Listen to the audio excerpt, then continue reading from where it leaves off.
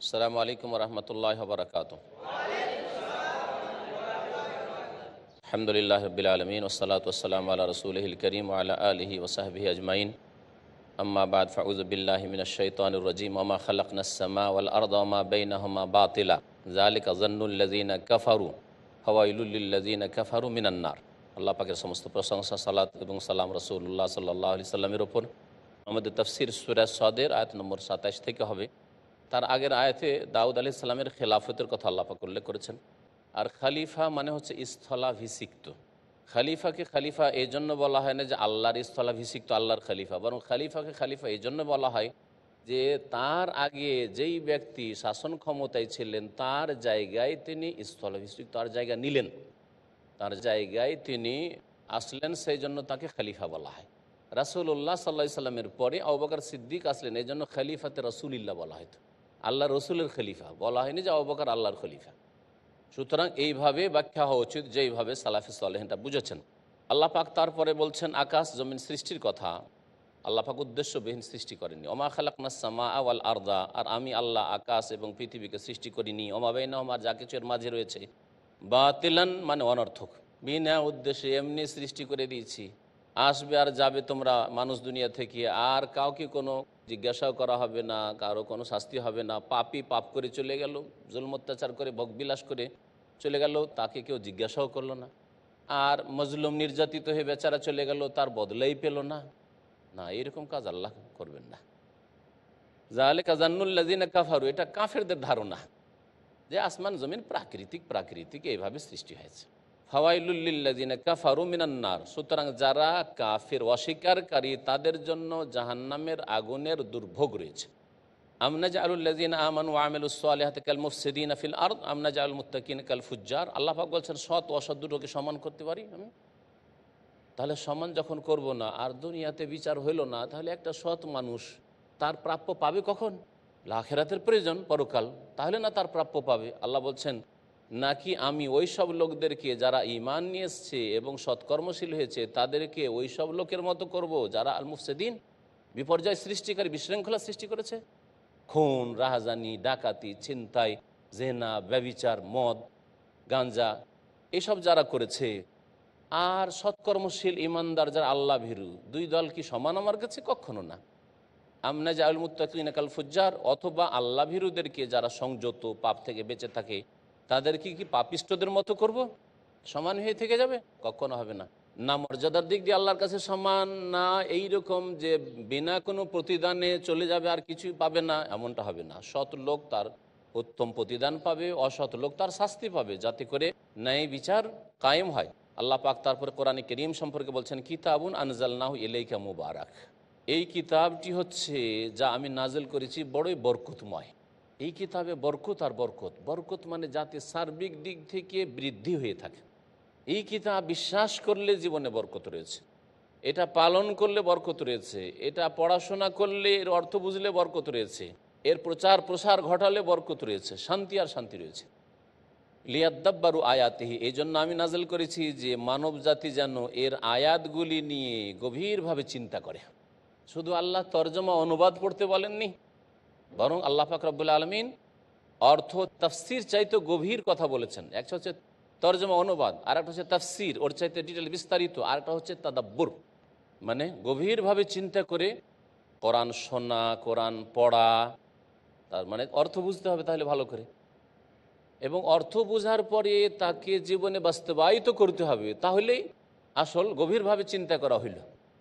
ওয়ালিয়াতাযাক্কার উলুল আলবাব, আর জ্ঞানী ব্যক্তিরা যাতে করে উপদেশ গ্রহণ করতে পারে। আল্লাহ পাক রব্বুল আলামিন তারপরে সুলাইমান আলাইহিস সালামের কথা উল্লেখ করেছেন, ওয়া ওয়াহাবনা লি দাউদা সুলাইমান, আর দাউদকে আমি সুলাইমান দান করলাম তার সন্তান হিসাবে। নেমাল আব্দু, এ সুলাইমানও বড়ই সুন্দর ভালো বান্দা ছিল। ইন্নাহু আওয়াব, সেও আল্লাহ অভিমুখী ছিল তার পিতার মতো। এত বড় শাসন ক্ষমতা পেয়েও কখনো আল্লাহর জিকির আজগার থেকে গাফিল হয়নি। ইদ ওরেদা আলাইহি বিল আশি সাফিনাতুল জিয়াদ, এখান থেকে আল্লাহ পাক রব্বুল আলামিন সুলাইমান আলাইহিস সালাম মেয়ের একটি ঘটনা উল্লেখ করছেন যে একদিন সুলাইমান আলাইহিস সালামের সামনে সুন্দর সুন্দর উৎকৃষ্ট মানের আর খুব দ্রুতগামী ঘোড়া পেশ করা হইল। সুলাইমান আলাইহিস সালামের হুকুমতে প্রচুর পরিমাণে ঘোড়া ছিল এবং সেই ঘোড়াগুলি অত্যন্ত দ্রুতগামী আর বড়ই সুন্দর দেখতে। আর এই ঘোড়াগুলিকে এই জন্য পুষে রেখেছিলেন যে এগুলি আল্লাহর রাস্তায় জেহাদের ক্ষেত্রে কাজে আসবে, কারণ রণক্ষেত্রে সেই সময় ঘোড়ার প্রয়োজন হতো, সেটা ঘোড়ারই যুগ ছিল। তারপরে তিনি এই ঘোড়াগুলির দৌড় করালেন। ঘোড়া যারা পুষে ঘোড়ার দৌড় করায় প্রতিযোগিতা, ঘোড়ার দৌড় করে সামনে দিয়ে দ্রুত ছুটে গেল এই ঘোড়াগুলি, তারপরে চোখের আড়ালে চলে গেল। খুব সুন্দর লাগলো, মনটাও খুশি হলো, যেগুলি আল্লাহর রাস্তায় আমি প্রস্তুত করে রেখেছি, আল্লাহ পাক যখনই সুযোগ দেবে এগুলিকে আল্লাহর রাস্তায় নিয়োজিত করব, কাজে লাগাবো জেহাদের ময়দানে। আল্লাহ পাক রব্বুল আলমিন বলছেন যে ইদ ওরেজা আলিহে বিল আশি সাফেনাতুল জিয়াদ, স্মরণ করো যখন তার সামনে পেশ করা হইল বৈকালবেলা উৎকৃষ্ট মানের আর দ্রুতগামী ঘোড়া ফাঁকালা, তখন তিনি বললেন ইন্নি আহবাব তো হুব্বাল খাইর, আমি ভালোবেসেছি এই দুনিয়ার ধন সম্পদকে, মানে এই ঘোড়াগুলিকে। ঘোড়া দুনিয়ার ধন সম্পদ, কিন্তু ধন সম্পদের ক্ষেত্রেও যদি সৎ নিয়ত থাকে তাহলে তাতে সওয়াব পাওয়া যাবে। আপনাকে আল্লাহ পাক যে ধন সম্পদ দিয়েছেন তাতে যদি এই সৎ নিয়ত রাখেন যে এই ধন সম্পদ আমি নেকির কাজে ব্যয় করব, বাপ মায়ের পেছনে খরচ করব, তাদের যা প্রয়োজন হয়, স্ত্রী ছেলে মেয়েকে খাওয়াবো, এটা আমার ফরজ দায়িত্ব পালন হবে, এছাড়াও যে কোনো ভালো কাজে খরচ করব, কল্যাণমূলক কাজে খরচ করব, করতে না পারলেও সৎ নিয়তের ওপর নেকি পাবেন আপনি। নবী করিম সাল্লাল্লাহু আলাইহি ওয়াসাল্লাম বলছেন যে তোমরা যে একটা লোকমা উঠিয়ে তোমাদের স্ত্রীর মুখে দাও, মানে ব্যবস্থা করে, নয় যে উঠিয়ে খাওয়া, বোঝানো হয়েছে, এটাও সাদাকা। তো সুলাইমান আলাইহিস সালাম এই দুনিয়ার সম্পদগুলিকে আল্লাহর সন্তুষ্টির জন্য প্রস্তুত করে রেখেছিলেন। বললেন যে আমি এগুলিকে খুব ভালোবেসেছি। আন যিকরে রব্বি, আন মানে লে আজালি, আমার প্রতিপালকের স্মরণের উদ্দেশ্যে এই ধন সম্পদগুলিকে, মানে এই ঘোড়াগুলিকে আমি ভালোবেসেছি। হাত্তা তাওয়ারাত বিল হেজাব, এমনকি দৌড় দিয়ে ঘোড়াগুলি পর্দার আড়ালে চলে গেল, চোখের আড়ালে চলে গেল। তারপরে সুলাইমান আলাইহিস সালাম তার লোকদেরকে বললেন রুদ্দুহা আলাই, আবার ফিরিয়ে নিয়ে এসো, আল্লাহর সন্তুষ্টির জন্য আমি প্রস্তুত রেখেছি ঘোড়াগুলি, খুব ভালো লাগলো, ফিরিয়ে নিয়ে আসো। ফাতাফেকা মাসহাম বিসুক ওয়াল আনাক, তারপরে সুলাইমান আলাইহিস সালাম ওই ঘোড়াগুলির পায়ে এবং ঘাড়ে হাত বুলাতে শুরু করলেন আদর করে। এটা হচ্ছে একটি তাফসির, আর এই তাফসিরটাই সবচাইতে ভালো। আর একদল তাফসির করতে গিয়ে কিছু এমন কথা নিয়ে এসেছে যেগুলি কোরআনের আয়াত দ্বারা স্পষ্ট নয়। তারা তাফসির করেছে এইরকম যে সুলাইমান আলাইহিস সালামের সামনে একদিন বৈকালবেলা সুন্দর সুন্দর ঘোড়াগুলি পেশ করা হইল। ঘোড়া দেখতে এত মশগুল হয়ে গেলেন যে আসরের নামাজ ভুলে গেছেন। ভুলে গিয়ে হাত্তা তাওয়ারাত বিল হিজাব, মানে পর্দার আড়ালে সূর্য চলে গেল। কোথায় সূর্যের কথা কি এখানে আলোচনা আছে, কিন্তু ঘোড়া দিয়ে তাফসির করলে ঘোড়ার কথা আয়াতে আছে, এজন্য ওরা দূরে চলে গেছে তাফসির করতে গিয়ে। এজন্য বললাম যে এই তাফসিরটিকে দূরে রাখা বা দুর্বল বলাই শ্রেয়। তারা বলছে যে সূর্য ডুবে গেল, তখন বলে রুদ্দুহা আলাইয়া, এই যে আসরের নামাজ এই ঘোড়া দেখায় মশগুল হয়ে আমার কাজা হয়ে গেল, সূর্য ডুবে গেল, যার ফলে তিনি কষ্ট পেলেন যে না এইসব রাখবই না। সুতরাং ঘোড়ার পা কেটে দিলেন আর ঘোড়ার গর্দন কেটে জবাই করে দিলেন। কোথায় মাসহান মানে হাত বোলানো, আর ওকে জবাই পৌঁছে দিল। এ হচ্ছে দ্বিতীয় তাফসির, আগের তাফসিরটাই বেশি ভালো। তারপরে আল্লাহ পাক বলছেন ওয়ালাকাদ ফাতান্না সুলাইমানা ওয়া আলকাইনা আলা কুরসিহি জাসাদান সুম্মা আনাব, আর নিশ্চয়ই আমি সুলাইমান আলাইহিস সালামকে পরীক্ষা করেছিলাম। ওয়ালকাইনা আলা কুরসিহি জাসাদান, এবং তার কুরসির ওপর, সিংহাসনের ওপর আমি একটা দেহ নিক্ষেপ করেছিলাম। সুম্মা আনাব, অতঃপর তিনি ফিরে এসেছিলেন। এই আয়াতের বা তফসির কী হবে, এক মুশকিল। এই আয়াতের তফসিরে যারা ইহুদি নাসাদের কিতাব থেকে নেওয়ার চেষ্টা করেছে, ইসরায়েলি বর্ণনা ঢুকিয়েছে, তারা একেবারে আজব আজব তফসির করে ফেলেছে। তারা তফসির করেছে, যেমন ইহুদিদের কিতাবে এইসব মিথ্যা কথা আছে যে সুলাইমান আলাইহিস সালামের রাজত্বের রহস্যই ছিল আংটি। এই জন্য আজকাল এই আংটির শিরকি আকিদা মুসলিম সমাজে ঢুকে আছে। সুলাইমানি নকশা, সুলাইমানি তাবিজ, সুলাইমানি নকশার নামে একটি কিতাব আছে উর্দু বাংলায়, আর এই আংটি। তো এইরকম মিথ্যা কথা তারা গড়েছে। আর এই আংটি যে কোনোভাবে হোক না কেন তার হারিয়ে যায়, শয়তান নিয়ে নেয়, জিন শয়তান। আর জিন শয়তান নিয়ে যখন আংটি পেয়ে যায়, তখন জিন সুলাইমানের রূপ ধরে এসে সিংহাসনে বসে যায়, আর রাস্তায় অসহায়ের মতো সুলাইমান আলাইহিস সালাম ঘুরে বেড়ায়। কত বেয়াদবি কথা। তারপরে যে কোনোভাবে আবার ওটা মাছের পেটে যায়, আংটি আবার ফিরে আসে। কিচ্ছা, ওইসব ফালতু কিচ্ছা শোনার কোনো প্রয়োজন করে না। তারপরে সুলাইমান আলাইহিস সালাম যখন আংটি পেলেন তখন আবার রাজত্ব ফিরিয়ে ফেলেন। তো এখানে ওয়ালকাইন আলা কুরসি জাসাদান, তার সিংহাসনের উপরে একটা দেহ আমি নিক্ষেপ করেছিলাম, মানে শয়তান এসে রাজত্বে বসে গেছিল। এসব তাফসির করেছে যারা ইসরাইল ইয়াহুদি নাসারাদের বর্ণনার উপর আস্থা করেছে, কিন্তু এসব মিথ্যা তাফসির। সহি তাফসিরটা শুনিয়ে দিচ্ছি, কারণ সেটাই মনে রাখতে হবে। এখানে অল্প সময়ের বিরতি দিয়ে আমরা আমাদের আলোচনার দিকে ফিরে আসছি।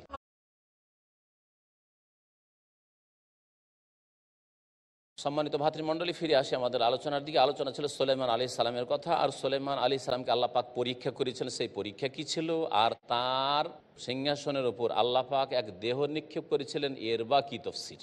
সুলাইমান আলাইহিস সালাম একদিন একটা সৎ নিয়ত করলেন যে আজকের রাত্রে আমার যতগুলি স্ত্রী আছে, কোনো রেওয়াতে ৭০ অথবা ৯০, লা আতুফান্নাল্লাইল, আজকে রাত্রে প্রত্যেক স্ত্রীর কাছে আমি যাব আর তাদের সাথে মিলিত হব। আর মিলিত হয়ে প্রত্যেকে একটা করে ছেলে জন্ম দেবে, আর সবগুলি আল্লাহর রাস্তায় জিহাদ করবে, সংগ্রাম করবে, আল্লাহর রাস্তার বীর মুজাহিদ হবে। কিন্তু ইনশাআল্লাহ বলতে ভুলে গেছিলেন। দেখা গেল যে একটি গর্ভধারণ করল না, মাত্র একজন ছাড়া। একজন গর্ভধারণ করলো, কিন্তু বাচ্চা যে ভূমিষ্ঠ হলো অসম্পূর্ণ, অসম্পূর্ণ বাচ্চা ভূমিষ্ঠ হইল। মনের আশা পূরণ হইল না, ইনশাআল্লাহ শুধু ভুলে যাওয়ার কারণে। আর আজকালকার মুসলিমরা অধিকাংশ ইনশাআল্লাহ বলা নিজের মানহানি। আরে অন্যদের সামনে বলতে কি ইনশাআল্লাহ কী করে বলবো, কী বলবে যে এখন এইরকম তুই মৌলবাদী রে, ইনশাআল্লাহ আসবো। প্রকাশই করতে চায় না যে আমি মুসলিম, জানতে পারে, বুঝতে পারে। ইনশাআল্লাহ বললে বুঝতে পারবে যে হ্যাঁ মুসলিম, পাকা মুসলিম। আসসালামু আলাইকুম, ওয়ালাইকুম আসসালাম, কেমন আছেন, আলহামদুলিল্লাহ ভালো আছি, এগুলোতে ইসলামের ঘোষণা যে বুঝতে পারছে। আপনার কথা শুনলে টেলিফোন উঠিয়েছেন মুসলিমদের সামনে, কেমন আছেন, আলহামদুলিল্লাহ ভালো আছি, সালামু আলাইকুম, ওয়ালাইকুম সাল্লাম, এতেই বুঝতে পারছেন আপনি মুসলিম। কিন্তু না, এত চালাক চতুর।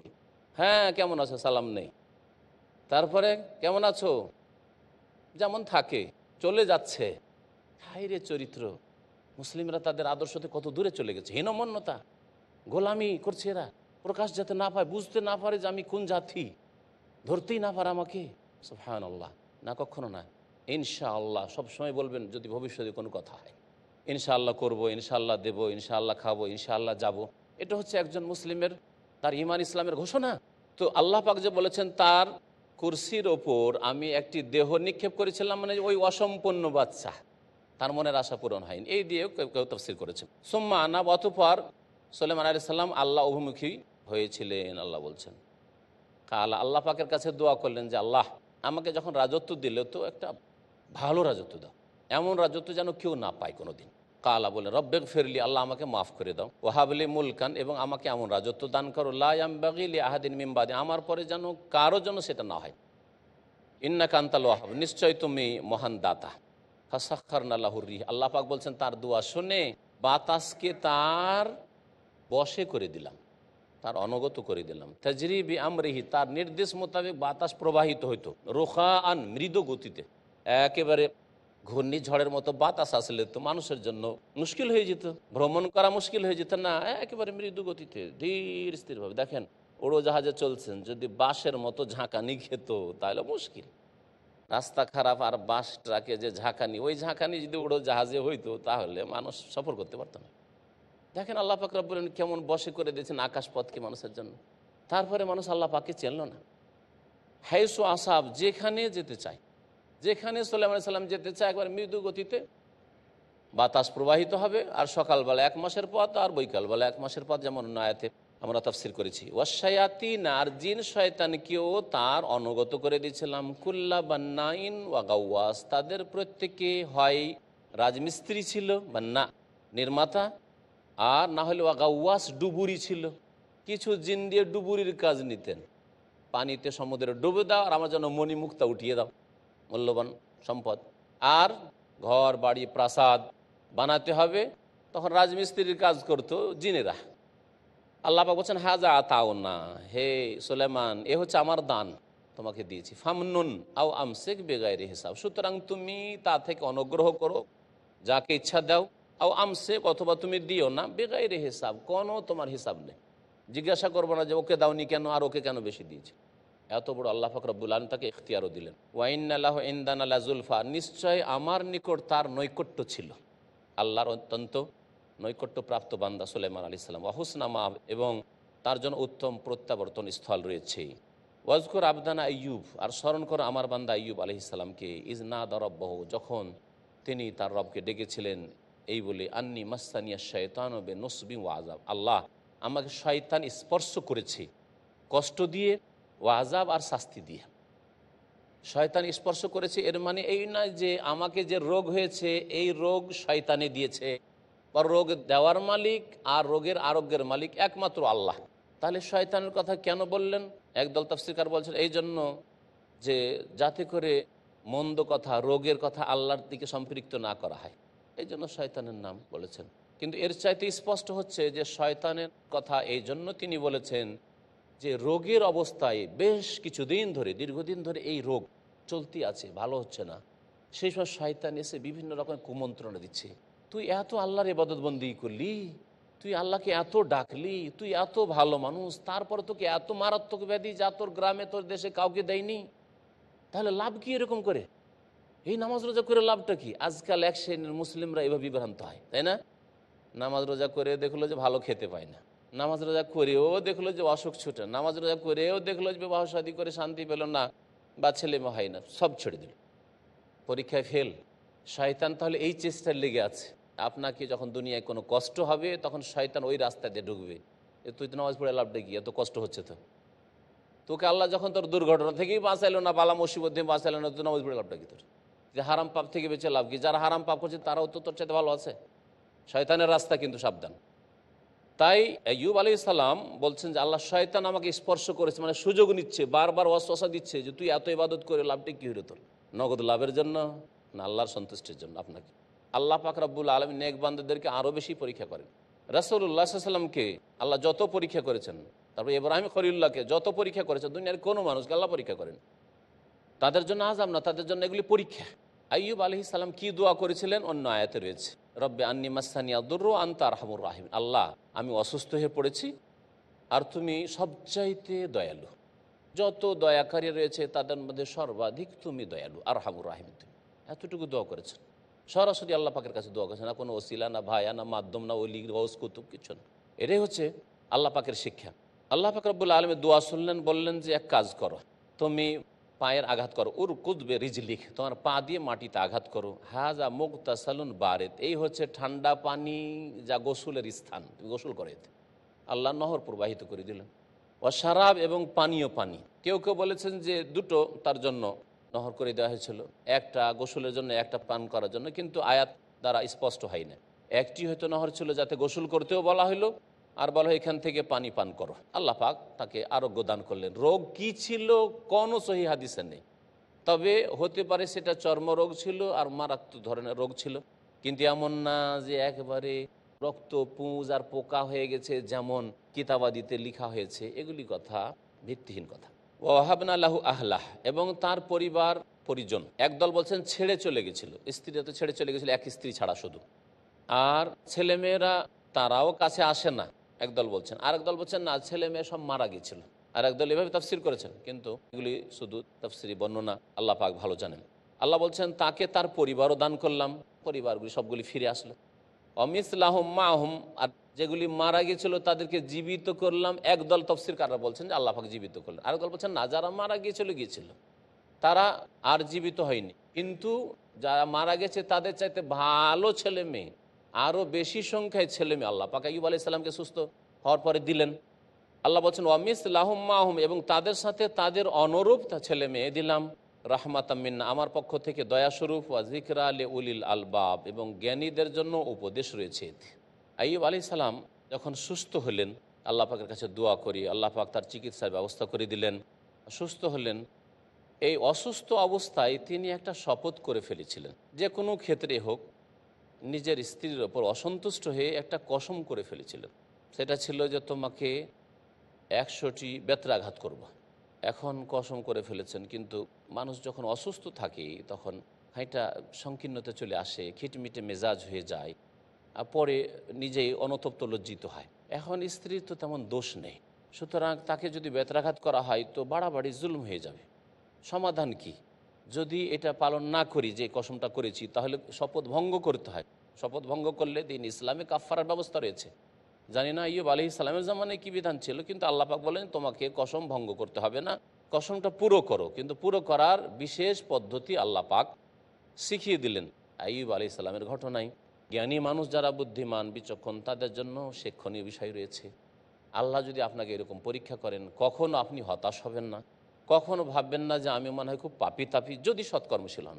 আল্লাহকে আরও ধরেন, আরও ডাকেন আল্লাহ পাক রব্বুল আলমিনকে, যাতে করে শয়তান সুযোগ না পায় বিভ্রান্ত করার। এই মর্মে আল্লাহ পাক বলছেন যে হে আইয়ুব অখুজবে ইয়াদেকা জিগসান, তোমার হাতে তুমি কিছু ঘাস গ্রহণ করো, বা খড় বলতে পারেন, খড় গ্রহণ করো, যেমন গমের ডাঁটা, ধানের ডাঁটা, এগুলি এ ধরনের। ফজরে বেহি, আর তা দিয়ে তোমার পরিবারকে আঘাত করো যা তুমি করতে চেয়েছিলে। ওয়ালা তাহনাস, আর তুমি তোমার শপথ ভঙ্গ করিও না, তাতে তোমার শপথ যে করেছো সেটা পূর্ণ হয়ে যাবে। ইন্না ওয়াজাদনাহু সাবিরা, আল্লাহ পাক বলছেন নিশ্চয় আমি আইয়ুব আলাইহিস সালামকে বড় ধৈর্যশীল পেয়েছিলাম। কখনো স্ত্রীর অসন্তুষ্ট হয়ে এই কথা বলেছেন, তার মানে এই নয় যে তিনি অধৈর্য ছিলেন, সারা জীবন তিনি ধৈর্যশীল ছিলেন।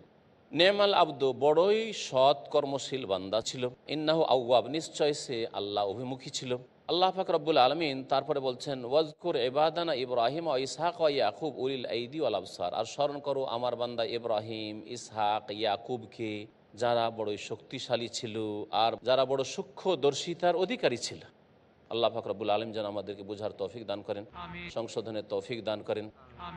সাল্লাল্লাহু আলা নবিয়িনা মুহাম্মদ ওয়া আলা আলিহি ওয়া সাহবিহি আজমাইন।